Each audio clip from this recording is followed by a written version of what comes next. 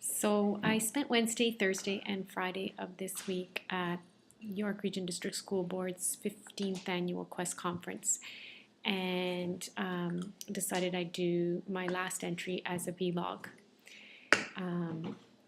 And I wanted to maybe share some of the highlights for me.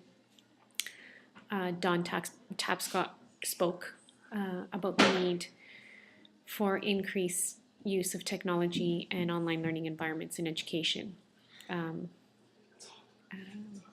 Fullen and Hargreaves spoke about the importance of moving systems forward from whatever point they find themselves at.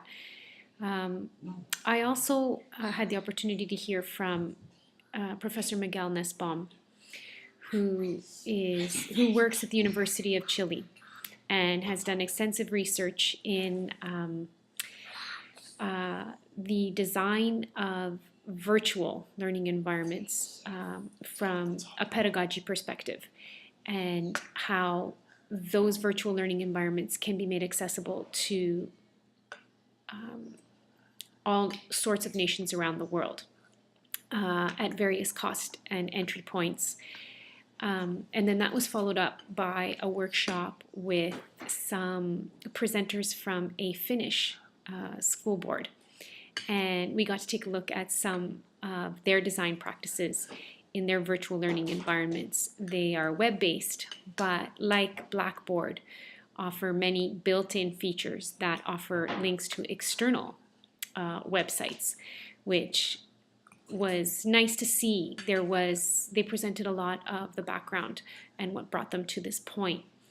I think, though, what was missing for me at the conference, and I guess what's been missing for me in the course, is a discussion around accessibility and how online learning and the internet in general can potentially be inaccessible to people with disabilities.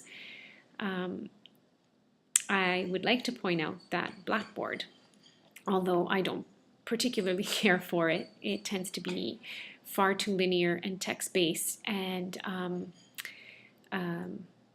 in some instances non-collaborative outside of text-based collaboration, which can be a little disappointing.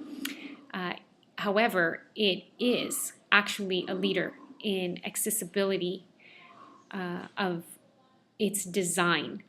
I'm going to include some links with the post that demonstrate the achievement levels that Blackboard actually has. Blackboard does have extensive accessibility accolades, which I must say, it's edited regularly for its HTML content, and for people with visual impairments, it is considered to be highly accessible from the perspective of screen readers, images, graphics, text, and that sort of thing. So I am pleased with it on that level, and part of me wishes that we had spent a little bit more time in this course and discussing accessibility pieces, but I am going to include some links, like I said, with the post on some of Apple's new apps, particularly one for augmentative communication for people who are particularly nonverbal. Proloquo 2 is awesome.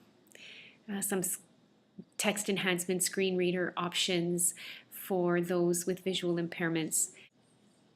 So thanks for indulging that little piece. So thanks for indulging that little piece.